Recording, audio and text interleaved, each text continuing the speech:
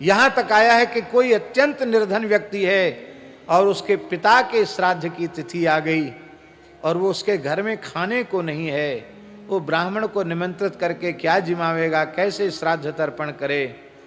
तो लिखा है कि इस प्रकार से बाहें ऊपर करके, अपनी बगल देख करके, आकाश की ओर देख करके कहे, रोते हुए कहे, दक्षिण की ओर मुंह करके कहे कि मैं इस अवस्था में हूं कि मैं कुछ नहीं कर सकता हूं आपके लिए, रो ले।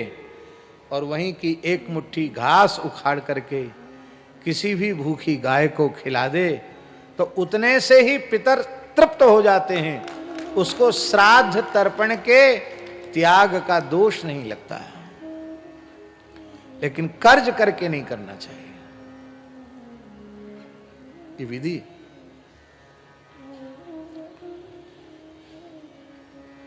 कितने पुराणों में वचन आए हैं, यष्टव्यो बहवः पुत्रा यद्ये कोपि गयाम व्रजेत।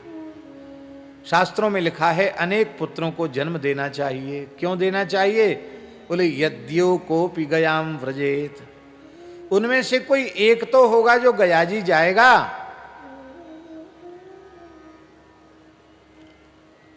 वृषोत्सर्ग की बड़ी भारी विधि है, वृषोत्सर्ग।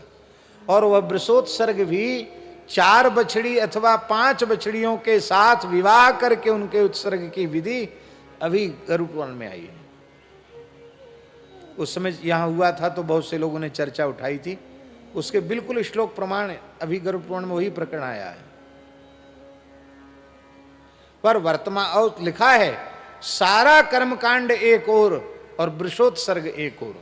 सारा कर्मकांड करे और वृषोत्सर्ग न करे तो कर्मकांड की पूर्ति नहीं है।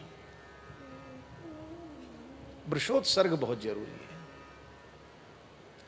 ये कितनी अच्छी सोच थी हमारे महापुरुषों की कि इस देश की वेद लक्षणा भारतीय देसी गायों की नस्ल कभी बिगड़े ही नहीं। उत्तम से उत्तम प्रजाति के वृषभ, नील वृषभ उसको कहा गया। नीलम वृषभमुद नीलम बा वृषमुत्सृजेत। नील वृषभ के लक्षण क्या है, उनके लक्षणों का वर्णन है। लेकिन वर्तमान की परिस्थिति ऐसी आ गई है कि यदि अब त्रिशूल और चक्र से चिन्हित करके वृषभ को छोड़ते हैं तो प्रजा में अश्रद्धा होने के कारण, निर्दयता, क्रूरता आ जाने के कारण कई बार उन पर अत्याचार होता है। इसलिए दास का ऐसा मानना है कि वर्तमान समय की विकट परिस्थिति को देखकर वृषोत्सर्ग तो करना चाहिए, किंतु किसी पवित्र गौशाला में वृषोत्सर्ग करना चाहिए, जिससे उस वृषभ की अंतिम समय तक सेवा भी हो सके और उस वृषभ के बछड़ियों के साथ उसकी वंश वृद्धि भी हो सके। ये बात वृषोत्सर्ग की बात। एक भी तो गया जाएगा,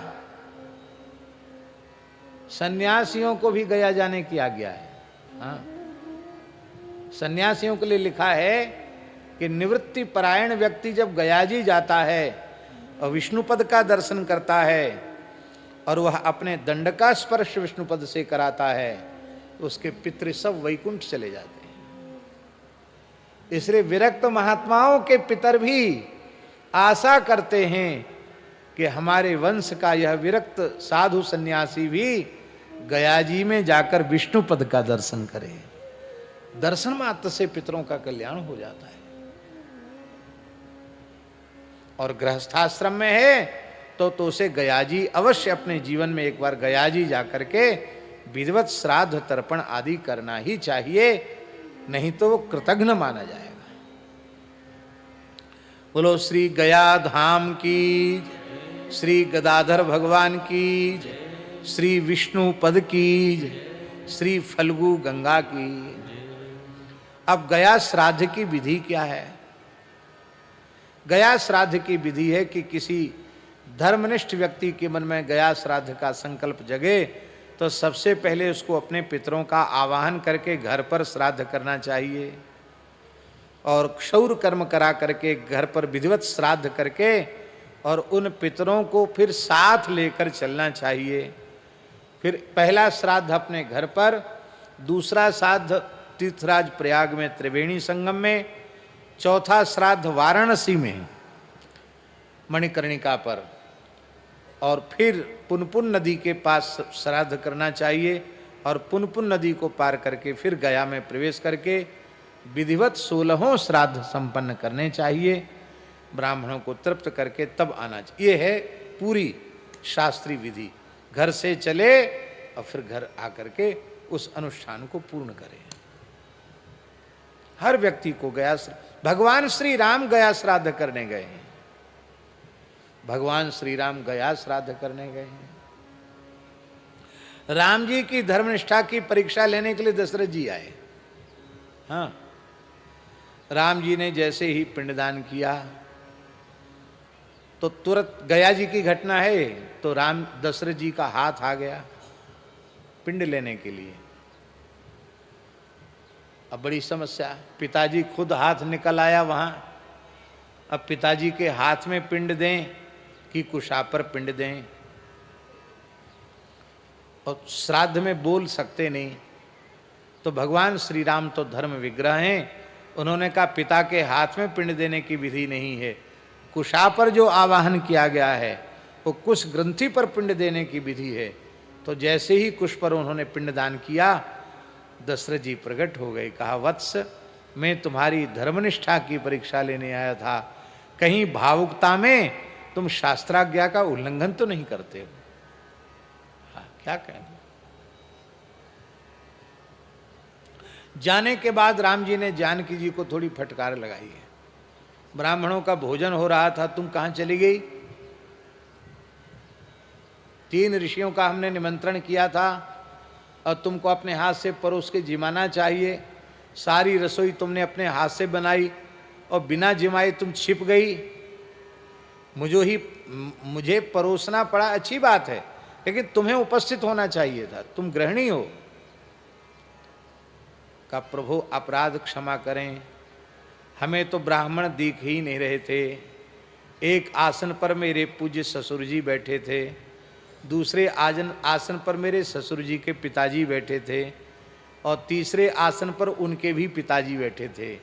माने आपके पिता, पितामह और प्रपितामह, ये वो ऋषियों के, इसलिए ये प्रमाणित है, श्राद्धीय ब्राह्मण के रूप में पितर ही आते हैं।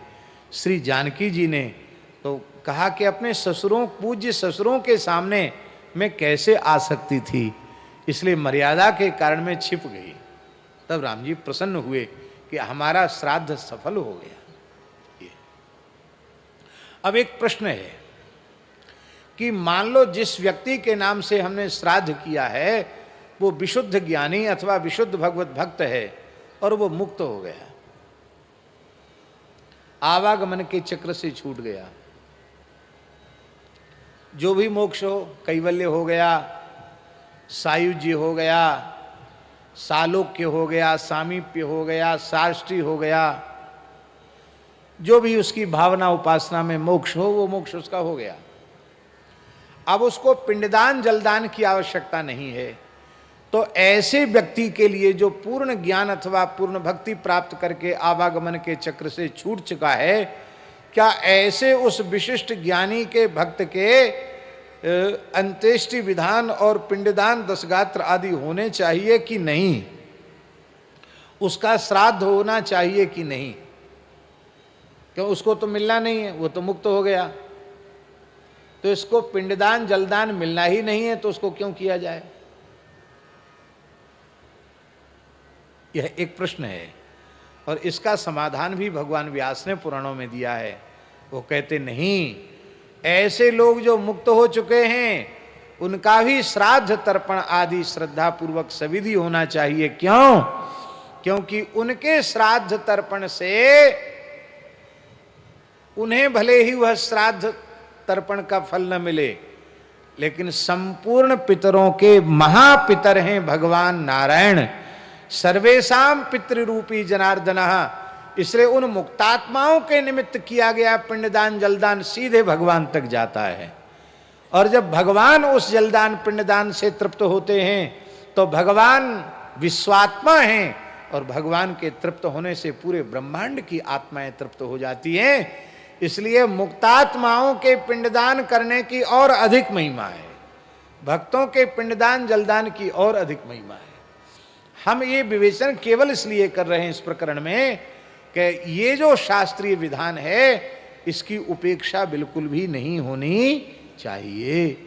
इसमें जितना भी अपने को शास्त्र का ज्ञान है, और मेरी ब्राह्मणों से भी प्रार्थना है कि ब्राह्मणों का भी धर्म है कि वे केवल पूजा पाठ कर्मकांड तक ही सीमित न रखें, वे श्राद्ध तर्पण आदि का विधान, अंत्येष्टि विधान और पिंड दशगात्र पिंडदान आदि के विधान, सपिंडी कृत्य आदि, ये सब जो कर्म, जो पितृकर्म है, उस पितृकर्म में भी उन्हें अत्यंत दक्ष होना चाहिए। देव कर्म में कुछ क्रिया में इधर का उधर हो जाए तो चलेगा, पितृकर्म में व्यतिक्रम होते ही श्राद्ध नष्ट हो जाता है। इसलिए श्राद्ध कर्म को बहुत अच्छी प्रकार से पढ़ना चाहिए और क्रियात्मक रूप से किसी विद्वान ब्राह्मण के आचार्यत्व में रह करके क्रियात्मक रूप से उसको सीख भी लेना चाहिए। इस प्रकार से ये त्रयोदशाह तक सब कुछ संपन्न हो गया। अब